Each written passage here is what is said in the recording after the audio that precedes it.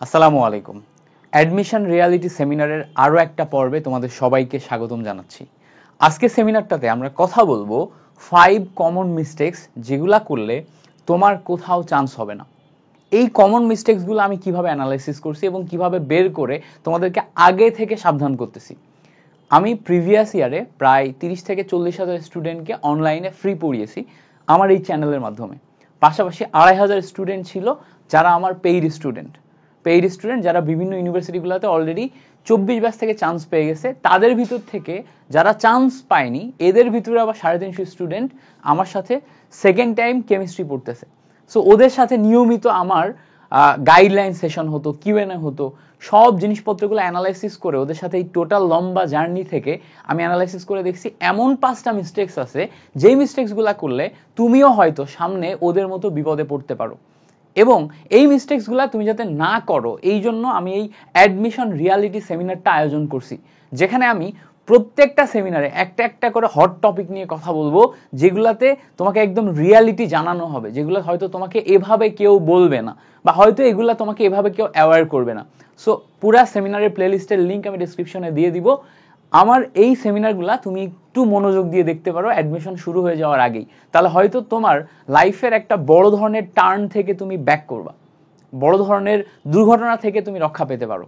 So ডেসক্রিপশনে দেয়া থাকবে। আরেকটা ইয়াগে দিই, আমার এই ভিডিওসগুলোর কোনো উদ্দেশ্য নাই যে এখানে কোনো একটা ভুল এক্সাজারেট করে দেখিয়ে তোমাকে ম্যানুপুলেট করে আমার কোর্সে ভর্তি করানো। আমি এগুলা বানাই তোমাকে হেল্প করার জন্য, নট নেসেসারি তোমার আমার কোনো কোর্সে ভর্তি হতে হবে। এবং ভর্তি করার জন্য আমি তোমাকে এই জিনিসপত্রগুলোর কোনো একটা জিনিসকে ম্যানুপুলেট করে তোমার ব্রেন ওয়াশ করব, এরকম কোনো ইয়া নাই। আমার টোটালটা অ্যানালিটিক্যাল, টোটালটা তোমাকে হেল্প করার জন্য। তুমি যদি আমাকে পছন্দ করো, আমার ক্লাসেস তোমার ভালো লাগে, তুমি যদি আমার পড়ানো বুঝো, আমি জানি তুমি এমনিতেই আমার কোর্সে ভর্তি হবা, এর জন্য আলাদা করে ম্যানিপুলেশনের দরকার নেই। সো চলো আমরা দেরি না করে পয়েন্ট টু পয়েন্ট একটা একটা জিনিস নিয়ে আলোচনা করি। প্রথমেই আমার কাছে যেই পয়েন্টটা মনে হয় তোমার জানা উচিত সেটা হচ্ছে একাধিক টিচার। এটা একটা বড় ধরনের মিস্টেক্স। একাধিক টিচার একটা বড় ধরনের মিস্টেক্স। ধরো তুমি একটা সাবজেক্টে একাধিক টিচার চুজ করলা, একাধিক টিচার। সাপোজ ধরো আমি ধরে নিলাম তুমি কেমিস্ট্রির জন্য একাধিক কোর্স কিনছো। এই কেমিস্ট্রির জন্য ধরো তুমি আমার কোর্স কিনছো, আরেকটা প্ল্যাটফর্মের কোর্স কিনছো, আরেকটার কোর্স কিনছো, আরেকটার কোর্স কিনছো। আমি জানি এত টাকা নাই, এত তেলও নাই, বাট ধরো কোনো একজন মানুষের এত তেল আছে, ও কেমিস্ট্রির জন্যই পুরা 4টা প্ল্যাটফর্মের কোর্স কিনছে। এবারও কি করবে জানো? ও প্রথমে এই প্ল্যাটফর্মের 2টা ক্লাস করবে, করে ওর পছন্দ হবে না, মাঝপথে ছেড়ে দিয়ে আরেকটা প্ল্যাটফর্মের একটা ক্লাস করবে। পছন্দ হবে না, মাঝপথে ছেড়ে দিয়ে আরেকটা প্ল্যাটফর্মের 3টা ক্লাস করবে। পছন্দ হবে না, ছেড়ে দিয়ে আরেকটা প্ল্যাটফর্মের 2টা ক্লাস করবে। এখানেও পছন্দ হবে না, ওর কাছে যেহেতু 4টা অপশন আছে, ও আবার শুরুতে যাবে যে এখানে আবার একটা করবে, এখানে 2টা করবে। মানে কন্টিনিউয়াসলি কোনোটাই সে ফলো করতেছে না। সো একাধিক টিচারের কোর্স না কিনে কোনো একটা সাবজেক্টের জন্য তুমি যদি কোর্স কিনো, কোর্স কেনার আগে ডিসাইড করো তুমি কার কাছে পড়বা। সবার তো ফ্রি ক্লাসেস করছো, আমার করছো, অন্যান্য টিচারের করছো, ফিজিক্সের ক্ষেত্রেও সেম, আমার মানে অন্যান্য অনেক টিচারের করছো। সো যাদের ক্লাসেস তুমি অলরেডি করে ফেলছো, সেই ক্লাসেসগুলা দেখে তুমি ডিসাইড করো যে কোন একজন টিচার যাকে আমি একদম শুরু থেকে শেষ পর্যন্ত ফলো করতে পারবো। দেখো, একজন টিচারের ফলো করার পিছনে অনেকগুলা রিজন থাকবে। যেমন ধরো এই টিচারের পড়ানো তুমি বুঝো কিনা, তোমার ওই টিচারের সাথে আন্ডারস্ট্যান্ডিং কেমন, পড়ানো তুমি বুঝো কিনা, সে যেভাবে পড়াচ্ছে পড়ানোর স্টাইল তোমার পছন্দ কিনা।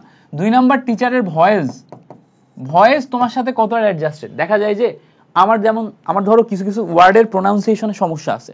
তো হয় কি যে অনেকে আমার ওই যে সমস্ত প্রোনাউন্সিয়েশনগুলোতে সমস্যা, সরি আমার পায়ে একটা পিন ফুটে গেছে। সো যে সমস্ত প্রোনাউন্সিয়েশনের সমস্যা ওগুলাতে, যেমন আমি সোডিয়ামকে সোডিয়াম বলি বা কিছু সামথিং লাইক দ্যাট, কমেন্ট সেকশনে আসে। সো ধরো ওই প্রোনাউন্সিয়েশনগুলো যদি তোমার কানে বাঁধে এবং তুমি বারবার ডিস্ট্রাক্টেড ফিল করো, তাহলে I am not the proper teacher for you. So তার ভয়েস এটা যদি তোমার সাথে অ্যাডজাস্ট না হয়, তুমি যদি ডিস্ট্রাক্ট ফিল করো, তুমি যদি মনোযোগ ধরে রাখতে না পারো, স্মুথলি না বুঝো, তাহলে ওই টিচারের কাছে তোমার পড়ার দরকার নেই। ওই টিচার যদি 2 ঘন্টা পড়ায় 2 ঘন্টার ভ্যালু তোমাকে না দিতে পারে, তাহলে তার কাছে তোমার পড়ার দরকার নেই। অ্যাডমিশন টাইমে সবচেয়ে বেশি ক্রুশিয়াল জিনিস হচ্ছে টাইম। ধরো তোমার কাছে প্রতিদিন 8 থেকে 10 ঘন্টা পড়ার টাইম আছে, এর ভিতরে 40% টাইম দিতে হবে ক্লাস করাই, আর 60% টাইম দিতে হবে নিজে পড়াই। তো এই যে 40% টাইম মানে 8 ঘন্টার ভিতরে 3 ঘন্টা মতো, 3 ঘন্টা ক্লাস করা মানে 3 ঘন্টাই ক্লাস করা। 3 ঘন্টার ক্লাসের মাত্র 3 ঘন্টায় যেন তোমার ব্যয় হয়, এমন যেন না হয় 2 ঘন্টার একটা ক্লাস বুঝতে তোমার 6 ঘন্টা লাগতেছে। 2 ঘন্টার ক্লাস বুঝতে যদি তোমার 6 ঘন্টা লাগে, দ্যাট মিনস ওই টিচারের পড়ানোর সাথে তোমার অ্যাডজাস্টমেন্ট হচ্ছে না। তুমি যদি ফিল করো যে 3 ঘন্টার ক্লাসে 3 ঘন্টায় তুমি এফিশিয়েন্ট ওয়েতে বুঝতেছো, 3 ঘন্টাতেই তুমি প্রপার একটা ডেলিভারি পাচ্ছ, দ্যাট মিনস ঠিক আছে। 2 নাম্বার জিনিস, এই টিচার সিলেকশনের ক্ষেত্রে একটা টিচারের কাছে তুমি যে একটা টিচারের কাছে যাবা, সেই ক্ষেত্রে তার কন্টেন্ট কোয়ালিটি কেন? ধরো ওই টিচার এক্সপিরিয়েন্সড না, সে তোমাকে ভার্সিটি ক এর জন্য পড়াবে, প্রিভিয়াস ইয়ারের ভার্সিটি ক কোশ্চেন্সে সলিউশন করে ওখান থেকে কন্টেন্ট বের করে তোমার জন্য যা লাগবে তা গুছিয়ে দিচ্ছে না। তুমি তো এখানে অনেক সময় পাবা না, 4 থেকে 5 মাস সময় পাবা। 4 থেকে 5 মাস সময় তোমাকে এত জিনিস পড়তে হবে, এই এত জিনিস তুমি যদি প্রপার একটা ওয়েতে না পড়ো তাহলে হবে না। ধরো তুমি যদি একা একা গুছাইতে যাও, নিজে গুছাইতে গেলে পারবা না। আমি কয়েকদিন আগেও আমার একটা পডকাস্টে বলছি কিন্তু, যে তুমি একা একা গুছাইতে গেলে পারবা না, কেউ একজন লাগবে যার মাধ্যমে তোমাকে গুছায় নিতে হবে। সো টিচার যে সে যদি 3 বছর 4 বছর 5 বছরের এক্সপিরিয়েন্সড হয়, বা সে যদি প্রথমবার পড়ায়ও এমন পড়ায় যে সে সবকিছু গুছায় এনে তোমাকে দিচ্ছে, তাহলে জিনিসটা হবে যে তুমি কম সময়ে কভার করতে পারবা। মাথায় রাখবা, অ্যাডমিশন টেস্ট তোমাকে আইনস্টাইন বানাই দিবে না, অ্যাডমিশন টেস্ট তোমাকে একটা ইউনিভার্সিটির প্রবেশদ্বার দিয়ে দিবে। তুমি যদি এখন অ্যাডমিশন টেস্টের সময় এসে নিজেকে আইনস্টাইন ভাবা শুরু করো বা আইনস্টাইন হবা এরকম চিন্তা করো, তাহলে তুমি কোনো ইউনিভার্সিটিতেই ঢুকতে পারবা না। অ্যাডমিশন টেস্ট কম্পিটিটিভ এক্সাম, এখানে তুমি পিছাই গেলে কেউ না কেউ আগায় যাবে। সো তোমাকে চিন্তা করতে হবে কতটা শর্টকাট মেথডে এখানে একটা ইফিশিয়েন্ট রেজাল্ট আনা যায়। নট লাইক আমি এখানে সব শিখবো, সব পারবো, সব জানবো, সব জানতা পাবলিক হবো না। আমার এখানে চিন্তা করতে হবে যে ইফেক্টিভ ওয়েতে স্ট্র্যাটেজি মেইনটেইন করে দ্রুত সময়ে আমার নিজের হাইয়েস্ট পরিমাণ কোয়ালিটি কিভাবে অর্জন করা যায় এবং জিনিসটা ক্র্যাক করা যায়। ক্র্যাক করার পর ইউনিভার্সিটিতে ঢুকে আমি আইনস্টাইন হব। ঢাকা ইউনিভার্সিটি থেকে জগদীশ চন্দ্র বসু থেকে শুরু করে সবাই গেছে, তাই না? সো তুমি ঢাকা ইউনিভার্সিটিতে ঢুকতে পারলে তারপর ওখান থেকে জগদীশ চন্দ্র বসু 2 হও, জগদীশ চন্দ্র বসু 3 হও, কোনো সমস্যা নেই। বাট ঢোকার জন্য তো তোমাকে স্ট্র্যাটেজি মেইনটেইন করা লাগবে। কম্পিটিটিভ এক্সাম, এখন কম্পিটিশন আরো বেশি, কন্টেন্টের অ্যাভেলেবিলিটি বেশি, তুমি মেধাবী হলেই ঢুকতে পারবে না, তোমাকে প্রপার ট্রেন্ড হইতে হবে, প্রপার ট্রেন্ড, দেন তুমি কম্পিটিটিভ এক্সাম ক্র্যাক করতে পারবা। সো এই জিনিস এই জন্য বলতেছি যে টিচারের কন্টেন্ট কোয়ালিটি আগে দেখতে হবে, যে টিচার কতটা অ্যানালাইসিস করে।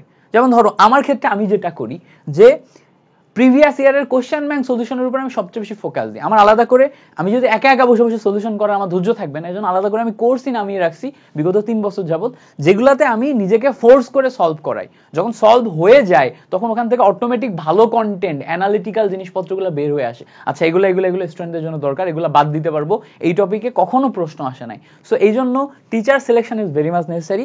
একাধিক টিচারে যাবা না, একজন টিচারে যাবা, যে একজন টিচারের পড়া তুমি বুঝো, যার ভয়েস তোমার কাছে ক্লিয়ার, যার কন্টেন্ট তোমার কাছে বেটার মনে হয়, এবং যেই টিচারের তোমার অ্যাফোর্ড করার অ্যাবিলিটি আছে, ঠিক আছে, যেই টিচারের তোমার অ্যাফোর্ড করার অ্যাবিলিটি আছে। সো এই সমস্ত জিনিসপত্রগুলো অ্যানালাইসিস করো, করে তুমি একটা কোর্স সিলেক্ট করো, একটা টিচারের কাছে যাও। এনি টাইপস অফ টিচার, সে যদি এক্সপিরিয়েন্সড হয়, ভালো একটা ইনস্টিটিউশনে পড়াশোনা করে, সে যদি তোমাকে প্রপার সার্ভিসটা দেয়, ইটস ওকে, তুমি যে কোনো টিচারকে সিলেক্ট করতে পারো। বাট ট্রাই করবা যে কোনো একটা শুরুতেই সিলেক্ট করে তার সাথেই শেষ পর্যন্ত আগাইতে, তার সাথেই কভার করতে, মাঝপথে ছাড়বা না। ওকে, এবার আসো 2 নাম্বার পয়েন্টে যাই। 2 নাম্বার পয়েন্ট হচ্ছে একাধিক বই, খুবই important. Book selection is very much important.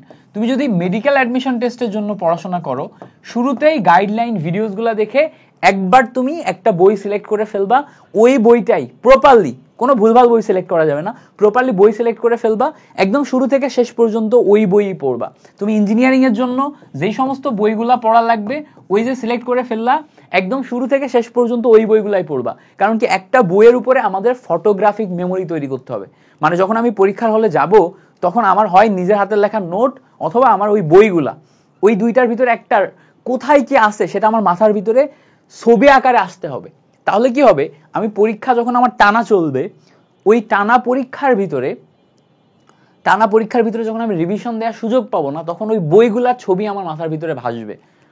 কারণ কি যখন পরীক্ষা শুরু হবে, টানা পরীক্ষা হবে, তুমি রিভিশন দেওয়ার সুযোগ পাবা না, তখন তোমার ফটোগ্রাফিক মেমোরি সবচেয়ে বেশি হেল্প করবে। আর এর জন্য তোমাকে একই ম্যাটেরিয়াল বারবার রিভিশন দিতে হবে। এই জন্য একাধিক বইতে যাওয়া যাবে না, একটা একটা করে সিলেক্ট করো। সাপোজ ধরো যদি তুমি ভার্সিটি কয়ের জন্য প্রিপেয়ার করো, তো ভার্সিটি কয়ের জন্য তোমার কি কি লাগবে? প্রথম কথা হচ্ছে ক্লাস নোট লাগবে। ক্লাস নোট যদি তুমি করতে পারো খুবই ভালো হয়, নিজের হাতে করা ক্লাস নোট। দেন তুমি যদি উদ্ভাসে পড়ো, তাহলে উদ্ভাসের প্রিপারেশন বুক যেটা আছে, প্রিপারেশন বুক এটা তুমি পড়তে পারো। এছাড়া ভার্সিটি কোশ্চেন ব্যাংক, এই যে কয়েকটা ম্যাটেরিয়াল তুমি যদি 3 থেকে 4 বার 5 বার রিভিশন দাও, মোর দেন এনাফ।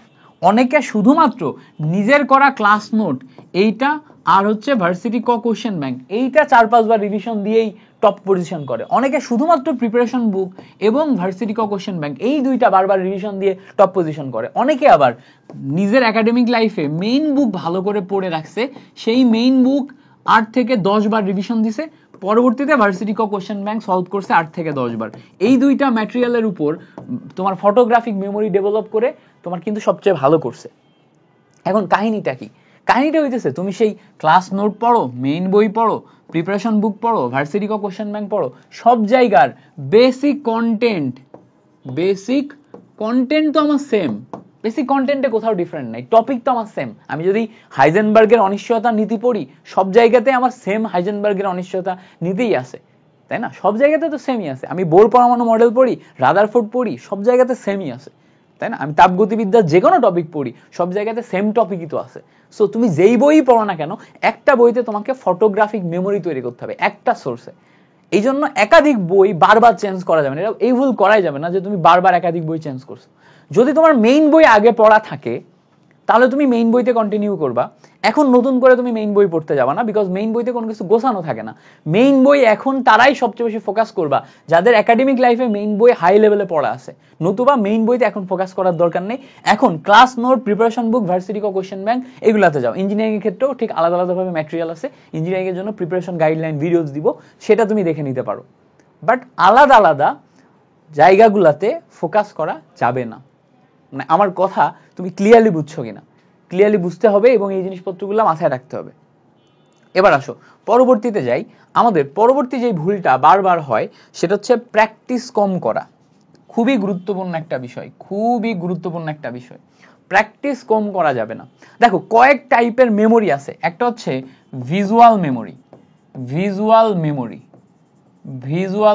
একটা আছে হচ্ছে আমাদের মাসাল মেমোরি, তাই না? আরেকটা হচ্ছে আমরা যে কোনো কিছু শুনি, এটাকে মেমোরি আকারে কি বলা যায় না, মানে আমরা যে শুনি, হিয়ারিং, এইটার মাধ্যমে একটা মেমোরি তৈরি হয়। তো কয়েক টাইপের মেমোরি আছে। ভিজুয়াল মানে আমরা চোখে যেটা দৃশ্যমান করতে পারি। সো এখানে আমরা দেখা যাচ্ছে যে মাসাল memory, visual memory, hearing memory, 3টা মেমোরি যদি ডেভেলপ করতে চাই, তো 3টা মেমোরি সুন্দরভাবে স্ট্রংলি ডেভেলপ করার মেথড, আমরা প্রতিদিন যখন 8 থেকে 10 ঘন্টা পড়াশোনা করব, 4 ঘন্টা যখন আমরা ক্লাস দেখছি, একই ক্লাস বারবার দেখতেছি, একই টপিক বারবার রিপিট করে দেখতেছি, তখন দেখার সময় আমাদের আই ওটা ভালো করে দেখতেছে আর আমাদের হেয়ার এটা ভালো করে শুনতেছে। তো এই ভিজুয়াল মেমোরি, হিয়ারিং এর মাধ্যমে আমাদের এই, ধরো আমার কথা তুমি বারবার শুনতেছো, আমার কথা বারবার শোনার কারণে এই কথাটা তোমার মাথায় গেঁথে গেছে। আবার আমার এই স্মার্ট বোর্ড তুমি বারবার দেখার কারণে এটা তোমার ভিজুয়াল মেমোরিতে গেঁথে গেছে, বারবার দেখার কারণে গেঁথে গেছে। পরীক্ষার হলে যে তুমি আমার কথা শোনাটা মনে করতে পারবা আর ভিজুয়ালটা মনে করতে পারবা, এই দুইটা মেমোরি মোটামুটি ভালো লেভেলের ডেভেলপ হয় ক্লাস দেখার ফলে। বাট অনেকে যেটা করে শুধুমাত্র এই দুইটা মেমোরিতে ফোকাস করে, নিজে প্র্যাকটিস করে না। নিজে প্র্যাকটিস না করলে তোমার মাসাল মেমোরি কখনো ডেভেলপ হবে না। এই জন্য যত বেশি পারো নিজে প্র্যাকটিস করো। এই জন্য আমি বললাম 4 ঘন্টা দিবা ক্লাসে, 6 ঘন্টা মতো টাইম দিবা, 5 থেকে 6 ঘন্টা প্রতিদিন টাইম দিবা নিজে লিখে প্র্যাকটিস করাই। রাফ খাতা রাখবা, রাফ খাতায় একই জিনিস, খাতায় লাল কালি দিয়ে, কালো কালি দিয়ে, যেই কালি দিয়ে পারো লিখে মানে হাত চালায় একদম নিজের বেস্ট ভার্সনে নিয়ে যাবা। হাতকে এত বেশি দ্রুত বানায় ফেলবা। কারণ কি, মাসাল মেমোরি হচ্ছে এমন মেমোরি যেটা তোমার হচ্ছে রেসপন্সিভ হবে। পরীক্ষার হলে হঠাৎ করে প্রশ্ন দেখার সাথে সাথে এটা রেসপন্স করবে, অনেক বেশি রেসপন্সিভ বিহেভ করে আমাদের মাসাল মেমোরি। দ্যাটস ওয়াই মাসাল মেমোরিতে যাওয়াটা অনেক দরকার। সো ট্রাই করবা, প্র্যাকটিস যত বেশি করা যায়, নিজে প্র্যাকটিস যত বেশি করা যায়, এবং 3 ধরনের মেমোরি ডেভেলপ করা যায়।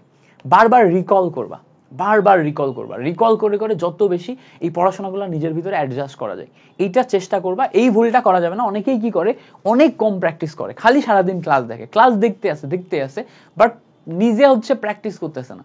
টাইম স্লট রাখতে হবে যে কতটা প্র্যাকটিস করা যায়। মাথায় রাখবো আমি যত বেশি প্র্যাকটিস করব আমার তত বেশি নিজের ভিতরে কোয়ালিটি ইমপ্রুভ হবে।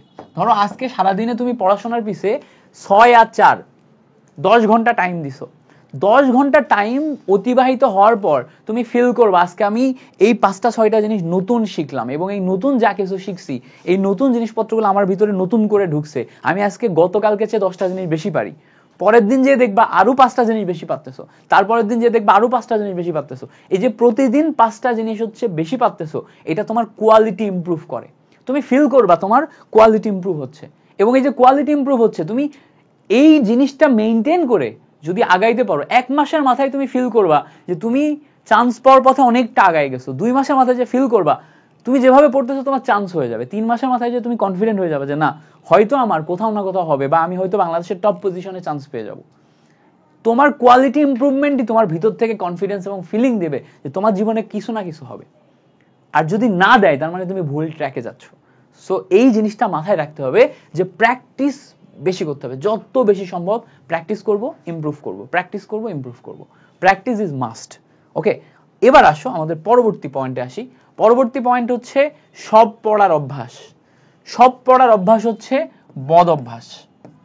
মাথায় রাখতে হবে সব পড়া যাবে না, একচেটিয়া সব পড়া কখনোই ভালো কিছু না। এজন্য কি করতে হবে, কি পড়তে হবে আর কি বাদ দিতে হবে, কোনটা দরকার কোনটা অপ্রয়োজনীয় এটা আমাকে জানতে হবে। এই জন্য আমরা সবচেয়ে বেশি সাজেস্ট করি স্টুডেন্টদের যে প্রথমে তুমি এক্সপিরিয়েন্স টিচারদের ক্লাস করো, তারপরে ক্লাস নোট করো। ক্লাস নোট যদি তুমি সেভাবে না বুঝো ক্লাসটা করো, করে ক্লাসের যে ভাইয়ারা যে নোট দিচ্ছে সেই নোটটা কালেক্ট করো। এরপরে যে তুমি গোছানো যে ম্যাটেরিয়ালগুলো আছে, তুমি যেই প্ল্যাটফর্মেই থাকো না কেন, বড় যেই প্ল্যাটফর্মেই ভর্তি হও না কেন, তার একটা গোছানো নোট দিবে। সেই গোছানো নোট খেয়াল করো, সেই গোছানো নোট যেমন ধরো উদ্ভাসে ভর্তি হলে প্রিপারেশন বুক বা কনসেপ্ট বুক দেয়, সেই গোছানো বুক যেটা আছে সেই বুকটা ফলো করে তুমি এখন এই ক্লাসের সাথে মিলাও যে কি কি পড়তে হবে কি কি বাদ দিতে হবে। এরপরে তুমি যাও question bank, question bank solve করো, তুমি আরো বুঝতে পারবা যে কি কি পড়তে হবে কি কি বাদ দিতে হবে। যদি পারো ক্লাসের পরপরই কোশ্চেন ব্যাংকে যাও, তাহলে তুমি আরো ভালো বুঝবা কি কি পড়তে হবে কি কি বাদ দিতে হবে। খুবই নেসেসারি, খুবই নেসেসারি। সময় কম, পড়াশোনা গোছানোর কাজ অনেক বেশি, এই জন্য সব পড়ার দরকার নেই। প্রথমে তুমি সবসময় মাথায় রাখবা, প্রথমে তুমি চান্স নিশ্চিত করবা, চান্স নিশ্চিত করবা আগে, চান্স নিশ্চিত করবা, তারপরে তুমি র্যাঙ্কের চিন্তা করবা। মাথায় রাখবা যেই ছেলেটা বুয়েটে চান্স পাওয়ার জন্য শুরু থেকে চিন্তা করতেছে আমি বুয়েটে ফার্স্ট হবো, ও বুয়েটে টিকতেই পারবে না। বাট যেই ছেলেটা চিন্তা করতেছে আগে আমার বুয়েটে চান্স পাইতে হবে এবং বুয়েটে চান্স পাওয়ার জন্য কমন যেগুলো আসে সেগুলো আগে আমি পেরে নিই, সহজ যেগুলো আসে সেগুলো ভুল করব না, সহজগুলো আগে শিখবো, সে নিশ্চিত র্যাঙ্ক করবে। কেন? কারণ যে যখন চান্স নিশ্চিত করার জন্য সহজ যেই 60% টপিকগুলো আছে যেগুলো পারার মতো এগুলো আগে নিশ্চিত করবে, ও শুরুতেই 3-4 মাসেই ও নিশ্চিত করে ফেলবে বা 2-2.5 মাসে নিশ্চিত করে ফেলবে। নিশ্চিত করার পরে এরপরে আস্তে আস্তে একটা একটা কঠিন কঠিন জিনিসপত্রগুলো ইন্টারপ্রেট করা শুরু করবে। বাট তুই চিন্তা করো, তুমি র্যাঙ্কের দিকে চিন্তা করে ফার্স্ট হওয়ার চিন্তা করে কঠিন কঠিন জিনিসপত্র সলভ করলা, সহজ জিনিসপত্রগুলো তুমি করলাই না। পরীক্ষার হলে যে কঠিন কয়েকটা প্রশ্ন তুমি পারছো বাট সহজগুলাই তুমি পারো নাই, তাহলে তোমার র্যাঙ্ক হবে না, চান্সই হবে না। সো আগে চান্স নিশ্চিত করবা, তারপরে তুমি র্যাঙ্ক নিয়ে চিন্তা করো। আগে চান্স নিশ্চিত করো। চান্স নিশ্চিতের জন্য সবচেয়ে কমন টপিক, কমন প্রশ্নেও কমন জিনিসপত্রগুলা ভালো করে শেখা লাগবে, ভালো করে শেখা লাগবে, মানে কোনোভাবে যেন তোমার চান্স মিস না হয়। এই জন্য সবচেয়ে কমন জিনিসপত্রগুলো A to Z আগে ভালো করে শিখো, বাদ দেওয়া যাবে না, একটা জিনিসও বাদ দেওয়া যাবে না। ওকে, এবার আসো 5 নাম্বার এবং সবচেয়ে বড় ভুল যেটা, সেটা হচ্ছে এক্সাম কম দেয়া। একদম শুরু থেকেই তোমাকে বাসায় বসে বসে নিজে এক্সাম দিতে হবে, অথবা কোনো যদি অফলাইন কোচিং এ এক্সাম দাও তাহলে সেখানে এক্সাম দিতে হবে। শুরু থেকে এক্সাম দেওয়া শুরু করো। তবে হ্যাঁ, একটা জিনিস মাথায় রাখবা, শুরুতেই কিন্তু তুমি এক্সাম দেওয়ার ব্যাপারটাতে অনেক বেশি সিরিয়াস হইতে পারবে না। প্রথমেই তুমি কিন্তু অনেক বেশি পড়াশোনা সেন্ট্রিক সিরিয়াস হবা। তো শুরুতেই তুমি যদি মডেল টেস্ট টাইপ এক্সামে অনেক বেশি সিরিয়াস হও, সেটা হইল না। তুমি ধরো বাসায় বসে কোচিং করতেছো, কোনো ব্যাপার না, বাসায় বসে কোচিং করতেছো, প্রতিদিন যেই টপিকগুলো পড়ো ওই টপিকের উপর তুমি অনলাইনে এক্সাম দাও, কোনো সমস্যা নেই। অনলাইনে বিভিন্ন টাইপের প্ল্যাটফর্ম আছে যারা এক্সাম নিচ্ছে, যেমন ধরো যে চর্চা বলে একটা প্ল্যাটফর্ম আছে, ওরা হচ্ছে যে অনেক অ্যাডভান্স এক্সাম নেয়, চর্চা যে প্ল্যাটফর্মটা অনেক অ্যাডভান্স এক্সাম নেয়। তো ওদের যেই প্ল্যাটফর্মটা আছে সেটাতে যে তুমি একদম সব এক্সামগুলো নিতে পারো, বাসায় বসে বসে তুমি মক টেস্ট দাও, ইঞ্জিনিয়ারিং স্ট্যান্ডার্ড এক্সাম দাও, ভার্সিটি স্ট্যান্ডার্ড এক্সাম দাও, মেডিকেল স্ট্যান্ডার্ড এক্সাম দাও, ওদের প্ল্যাটফর্মটা থেকে তুমি ইজিলি কিন্তু দিতে পারবা এক্সাম। সো তুমি কম এক্সাম না দিয়ে বেশি বেশি এক্সাম দিবা কোন জায়গা থেকে? অনলাইন যে কোনো প্ল্যাটফর্ম থেকে এক্সাম দিতে পারো, কোনো সমস্যা নেই। এবার ধরো যে তুমি এরকম ঘটলো যে একদম ফাইনাল পরীক্ষার আগে মডেল টেস্ট যেই সময় শুরু হবে সবকিছু তোমার একবার পড়াই দেওয়া হয়ে গেছে, পড়াই দেওয়া হয়ে গেলে এখন কিন্তু তোমার মডেল টেস্ট দিতে হবে। সো অনলাইন প্ল্যাটফর্ম বলো অফলাইন বলো, অফলাইনে দেওয়ার জন্য আমি বেশি সাজেস্ট করবো, বিকজ এক্সামের যে এনভায়রনমেন্ট রুম এটা একটা আলাদা জিনিস। ওই জিনিসটা তুমি যদি কয়েকবার ফেস না করো ফাইনাল পরীক্ষাতে যে ঝামেলায় পড়বা, ফেস করবা এবং হচ্ছে যে নার্ভাস হয়ে যেতে পারো, বিভিন্ন টাইপের মেন্টাল প্রবলেম হতে পারে, এগুলো নিয়ে পরে কথা বলা যাবে। বাট মডেল টেস্টগুলো একদম সব সিলেবাস কমপ্লিট হয়ে যাওয়ার পর পরীক্ষার আগের 1 মাস ফিজিক্যালি মডেল টেস্ট দেওয়াটা গুরুত্বপূর্ণ। তখন তুমি চিন্তা করো যে জেলা শহরে কোনো ভালো কোনো ব্রাঞ্চ বা কোনো একটা জায়গায় যে অফলাইন এক্সাম দেওয়া যায় কিনা, যদি না হয় তাহলে প্রশ্নগুলা বাসায় নিয়ে এনে বা প্রশ্নগুলা কালেক্ট করে প্রিন্ট করে বাসায় বসে বসে এক্সাম দেওয়া, যে কোনোভাবে তুমি এক্সামটার ওই ফিজিক্যাল এক্সপিরিয়েন্সটা একটু গেদার করার ট্রাই করো ফাইনালি যে, তাহলে হবে। সো আশা করছি টোটাল এই 5টা পয়েন্টে তুমি বুঝতে পারছো। আমি যদি একবার সামারি করি, এক্সাম কম দেয়া এটা একটা প্রবলেম, এটা ভালো করে ঠিক করতে হবে। পরবর্তীতে সব পড়ার অভ্যাস করা যাবে না, যেগুলা লাগবে সেগুলা পড়ার অভ্যাস করতে হবে। তার আগে হচ্ছে প্র্যাকটিস কম করা যাবে না, টু দা পয়েন্টে বেশি বেশি প্র্যাকটিস করতে হবে, মেমোরি ডেভেলপ করার ট্রাই করতে হবে, কোয়ালিটি ডেভেলপ করতে হবে। তার আগে যে আমরা বলছি হচ্ছে কথা বলছি কি নিয়ে, একাধিক বই পড়া যাবে না, ভিজুয়াল মেমোরি ডেভেলপের জন্য বই আগে থেকে সিলেক্ট করব, ম্যাটেরিয়াল আগে থেকে সিলেক্ট করব, ওই ম্যাটেরিয়ালগুলাই পড়বো। এবং নাম্বার 1 বলছিলাম যে একাধিক টিচারের কাছে যাওয়া যাবে না, একটা টিচার সিলেক্ট করো, যে কোনো টিচার, তার কাছে একদম শুরু থেকে শেষ পর্যন্ত পড়ো। সো এই 5টা ভুল তুমি যদি না করো তাহলে তোমার অ্যাডমিশনে একটা ভালো রেজাল্ট আসবে। বিগত বছরগুলোতে যারা ভুল করছে তারা যে দেখা যাচ্ছে যে বারবারই বলছে যে এগুলো যদি না করতাম তাহলে হয়তো আমি ভালো জায়গায় চান্স পেয়ে যেতাম। সো এখন তুমি চেষ্টা করো যে অ্যাডমিশন এই রিয়ালিটিগুলো মেনে নিয়ে এই ভুলগুলো সামনে যাতে না হয় এই জন্য প্রপার স্টেপ নিতে। তো তোমাদের জন্য শুভকামনা থাকলো। তোমরা যারা যারা আমার কোর্সে ভর্তি হতে চাও আমাদের ওয়েবসাইট bidyarthi.org তে ভিজিট করতে পারো, লিংক দেওয়া থাকবে, BIDDARTHI বিদ্যার্থী, এই হচ্ছে আমাদের স্পেলিং। এটা লিখে তুমি সার্চ দিলেও পেয়ে যাবা। অলরেডি হচ্ছে যে 90+ স্টুডেন্ট এই ভিডিওটা যখন আমি বানাচ্ছি আমার কেমিস্ট্রি কোর্সে ভর্তি হয়ে গেছে। সো কেমিস্ট্রি কোর্সে জয়েন করতে পারো, সলভ কোর্সে জয়েন করতে পারো, প্রত্যেকটাই তোমাকে অনেক বেশি হেল্প করবে। Thank you so much for watching this video. Allah হাফেজ।